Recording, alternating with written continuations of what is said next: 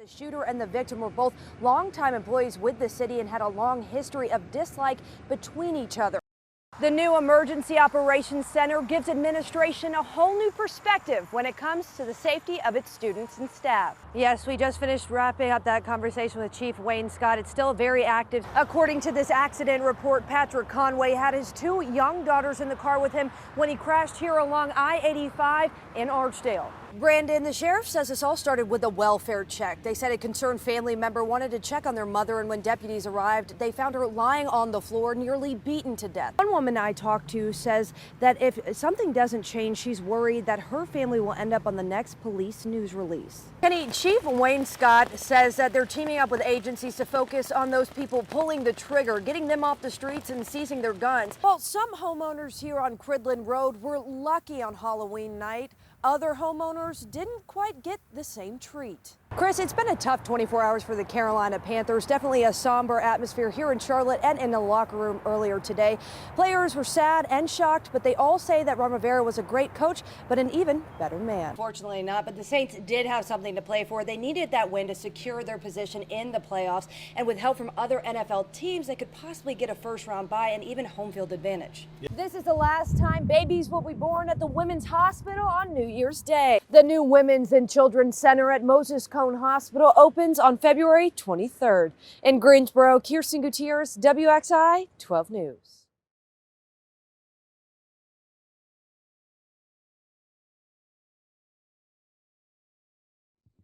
For David Boggs, life as he knew it changed along Gospel Way Church Road in Yadkin County, less than half a mile from his home. It's just a hard void to ever think about filling, you know. His 4-year-old daughter, Bria, was in a crash Wednesday and passed away from her injuries. And I'll never get to hear my daughter say she loves me anymore. Boggs says the person behind the wheel was his daughter's mother, Samantha Jolly. He says Jolly has dealt with a lot of issues and was trying to get help, but it was too late. She tried to go down to my sister's house to attempt to let her take her to a hospital or whatever, and I never made it. State Highway Patrol says Jolly drove off the road and into trees. Neither she or the child were wearing seatbelts. My daughter lost her life as a result. Jolly faces several charges, including driving while impaired and misdemeanor death by motor vehicle. Your number one goal was to take care of that child and her well-being, and you didn't pay it no attention. And as a result, you know, the child you created is no longer with us. I could not live with it. I know for a fact I couldn't. That's any kind of gift? A gift of life. Do you think she saved your life? Absolutely, 100%. That's what one Winston-Salem woman gave to Dave Ciano. It's amazing. I mean, 10 days ago, my kidney was in her. About 2 years ago, Ciano went into kidney failure. Since then, he was on dialysis every single day for 9 hours a day while working. So the past 2 years, have they just been miserable? Yes. He was placed on the transplant list for more than a year, but nothing happened. Hey, Dave. It's good to see you. Until Mary Hunter came along. At first I thought, I don't want to donate to somebody I don't know. I really thought that and weighed it out for about 10 minutes, and then I thought, no, if I would give a kidney to somebody else that I knew, why not to somebody I don't know? She'd been looking for ways to donate for months, and a mutual friend shared Ciano's story. So I looked into that at the hospital, and he did not have anybody being tested. So I signed up to be tested, and I was a match. Around Thanksgiving, the two met. Elated, relieved, nervous. I still can't wrap my head around it. This is a total stranger. It's not like giving blood or something, you're giving an organ. I mean, it really is a miracle. A miracle Hunter was happy to be a part of. The joy that it's brought me, outside of becoming a mother, it's been one of the most joyful things I've ever been through. On December 17th, they had the surgery and it was a major success. It's life-changing for him, and I realize that, but I don't feel that it's any real special gift for me, from me, really, because we've all got stuff that other people can use. We really do, and I just feel like I was in the right place at the right time, and I was just really thankful to be a part of it. really thankful. A life-changing moment for both parties as they ring in the new year and a new friendship with a lifelong bond. Consider donating. I mean, consider getting educated about it, and I mean, it's the greatest thing you can do is save a person's life. What was once a parking lot full of trick-or-treaters is now empty with a sign to remember a life taken too soon. Noah Chambers. They were actually crossing the road, and Noah hesitated. As a child, he just didn't know which movement to make, and he hesitated, and he got hit. The car slowed down really fast, as quick as they could. They acted pretty fast, just not fast enough. The Rockingham County middle schooler was enjoying Halloween festivities with family at Bethel United Methodist Church when he was hit by an SUV. As his dad, I promised him I'd take care of him, and I wouldn't let nothing happen to him. And I feel like I failed him, but I did the best I could as a father, while he was here. And I felt like I fulfilled as much as I could. Noah was on life support until Sunday when doctors determined there was no brain activity. Since he's going to be a donor, and he's already saved 7 kids' lives from the organs that he can give. So if my son ain't here, and he is in heaven, he's smiling because he's able to take care of 7 other kids that really needed him, and everything happens for a reason. And I feel like he was meant to go and meant to save other lives. Those who knew Noah say he touched many lives in his short time here. Noah was, just not my child. Anybody that knew Noah, he touched. 11-year-old, I've never seen so many people fall in love with an 11-year-old, just a boy that they didn't even know. He always smiled. Anytime you saw Noah, he smiled, and his eyes were so beautiful that he would just melt your heart. When asked if Noah's father, Robert, is angry with the driver, he says no. And I can't be angry with the driver. The driver stayed. He was a respectful person, an honest person, and he stayed on scene for an hour or so and still was shook up about it. And mistakes happen. And I feel like I have to forgive him because it wasn't his fault. It was just God's plan. A plan that Robert says he may never understand, but one he trusts. Noah is in a better place than this world, and he's with so many loved ones.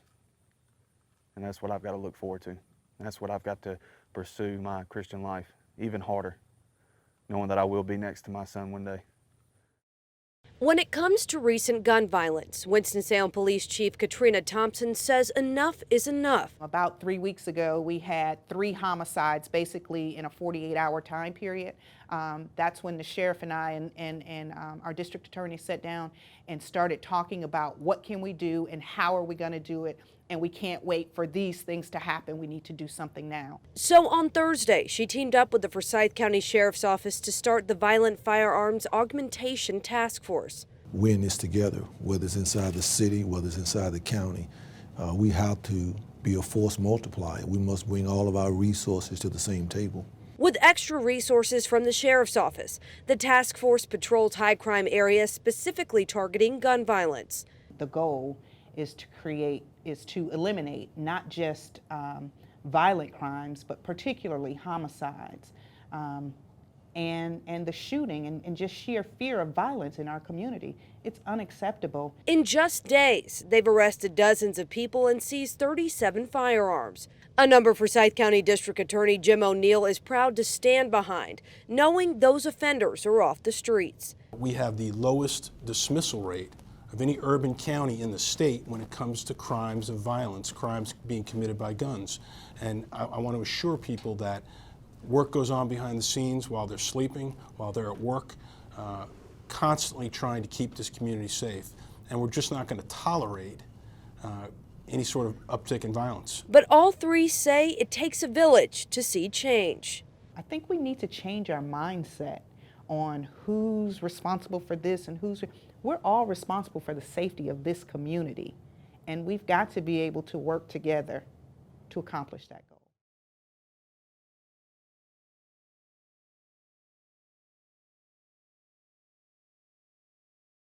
WXII 12 News starts right now.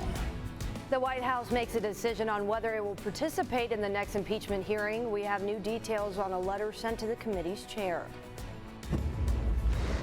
Their work is going to be methodical, and it will not and cannot be rushed. They have only one chance to get this right, and this is what we owe to the families. FBI agents working through the night to process the scene of a deadly shooting at a naval base. How the latest attack is making military officials reconsider security. You're taking a live look out at Winston-Salem from our studio camera. It's one of dozens of communities in our area holding holiday parades today. What the weather will be like along those parade routes. Good Saturday morning. I'm Kirsten Gutierrez. We'll get to the top stories, but first today, how's it looking? Yesterday was gloomy and rainy. What are we expecting to see today? Yeah, no rain for today, so some good news there. You already see the sunrise. Yes, beautiful start for this morning. So we cleared out a good portion of those clouds. Thanks, Carly. Happening now, Greensboro police are investigating an assault. Right now, police aren't releasing many details, but they say the assault happened off of Spring Garden Street, a couple blocks away from the campus of UNC Greensboro. Now, we are expected to get a police report in the next hour or so, and we'll bring you the latest as soon as we know. Winston-Salem police are investigating 2 reports of shots fired. Police first responded to Silas Creek Apartments near Forsyth Tech Community College around 6:30 Friday night. The school issued an all clear 3 hours after sending an alert to students and staff to take safety precautions.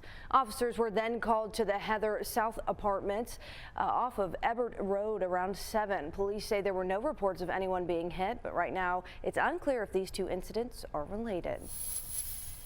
Turning to Washington, the White House will not participate in the House Judiciary Committee's next impeachment hearing. The decision came Friday in a letter from the White House counsel. Peter Alexander has those details.